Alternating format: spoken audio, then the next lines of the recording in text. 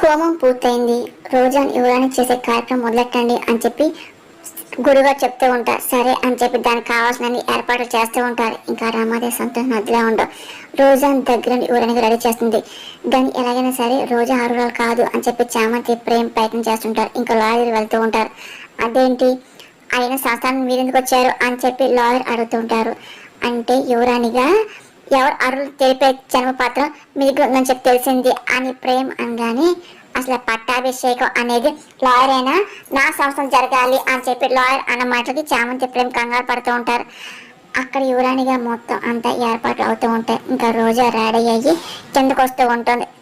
ఆయన యువరాణి జనపథం నాకే ఇవ్వబడింది, నా దగ్గరే ఉంది, అన్ని కరెక్ట్గా ఉన్నాయని చెప్పి నేను చెప్పాకే పట్టాభిషేకం జరగాలి అని చెప్పి లాయర్ అన్న మాటలకి చామంతి ప్రేమ్ ఇంకా కంగారు పడుతూ ఉంటారు. ఇంకా అక్కడ దగ్గరుండి రోజా యువరాణి చేయడం సిద్ధం చేస్తారు. ఆ తర్వాత సంతకాలు చేయమంటారు. ఇంకా రోజా సింహాసనం కూర్చోమంటూ ఉంటారు.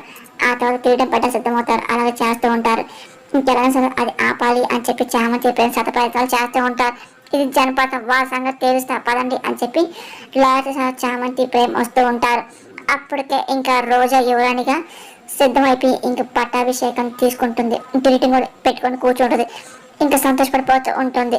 అక్కడ ఉన్న ప్రజలు అదే పనిగా యువరాణిగా తన నినాదాలు చేస్తూ ఉంటారు.